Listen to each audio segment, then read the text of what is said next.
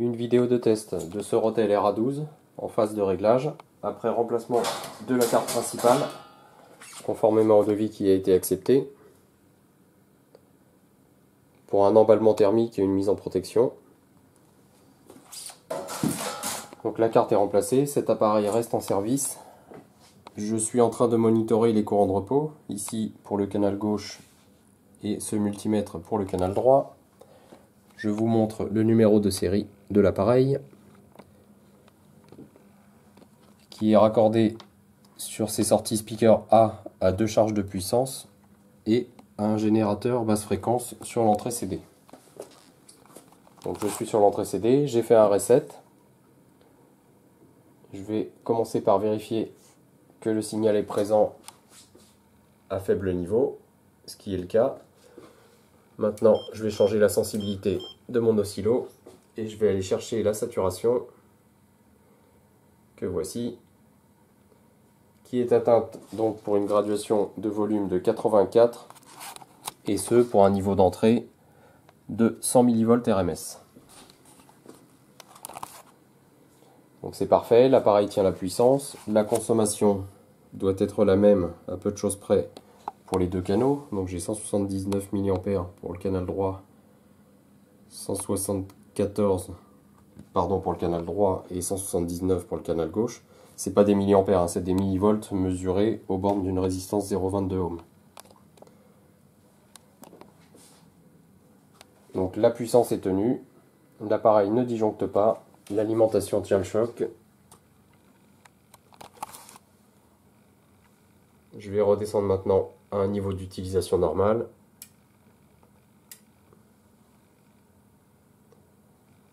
Je vais laisser les courants de repos se stabiliser. Alors je parle toujours de courant, c'est une habitude, hein. En fait, il faut faire le rapport de cette mesure de tension sur les résistances 0,22. Puisque I est égal à U sur R, ça nous permet d'obtenir le courant de repos. Donc l'appareil est parfaitement stable, il ne disjoncte pas, il ne s'emballe plus.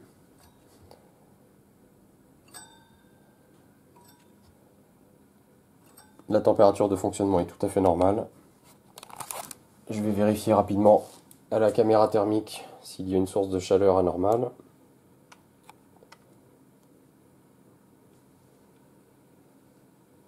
Surtout au niveau de la préamplification, ce qui était le cas avant mon intervention. Donc j'ai une température moyenne pour le canal gauche se situant à peu près dans les 55 degrés, on va dire, en moyenne. Et pour le canal droit, si je fais le même type de mesure, et je balaye gentiment tous les composants de préampli, j'ai exactement la même température moyenne avec un pic, comme vous pouvez le constater, à 63 degrés, 64 même. Ce qui doit être sensiblement la même chose pour l'autre canal, voilà. En fonction du point de mesure, hein, bien entendu. Les étages de puissance ne chauffent pas. L'alimentation est à une température de 34 degrés. Le pont de diode à une température de 50 degrés. Et les alimentations auxiliaires ici à l'arrière sont tout à fait normales, elles aussi. Les amplis up devraient être à une température d'à peu près 35 degrés, ce qui est le cas.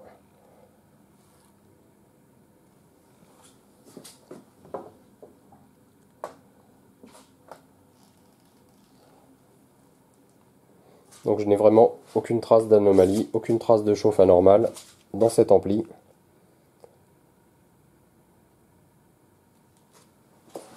Qui est parfaitement fonctionnel, donc après le remplacement de la carte, le réglage des courants.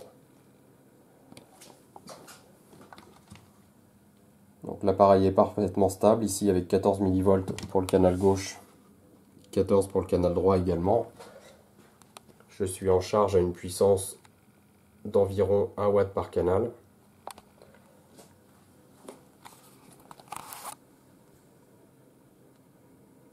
Je vais descendre encore en niveau afin de vérifier la distorsion de raccordement.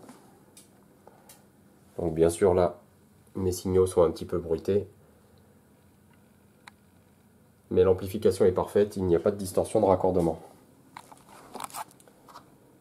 Donc je reviens à une sensibilité normale sur mon oscillo. Je vais mettre 5 volts par division. Je règle le volume afin d'avoir un signal en pleine échelle.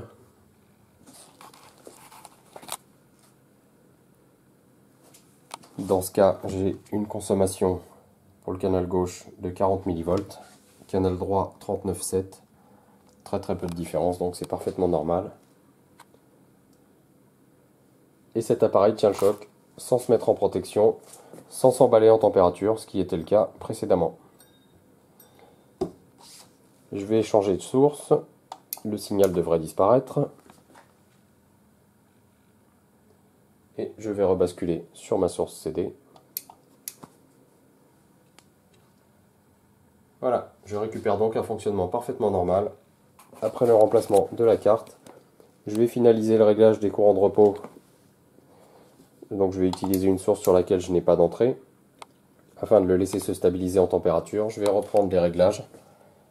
Puisque là vous pouvez constater qu'après l'avoir fait chauffer, le courant est redescendu à un seuil assez bas. Il faut attendre maintenant que tous les étages d'amplification et de préamplification se restabilisent en température. Je vais donc le laisser faire et ensuite reprendre les réglages, les finaliser, remettre le couvercle et préparer ma fiche de sortie d'atelier.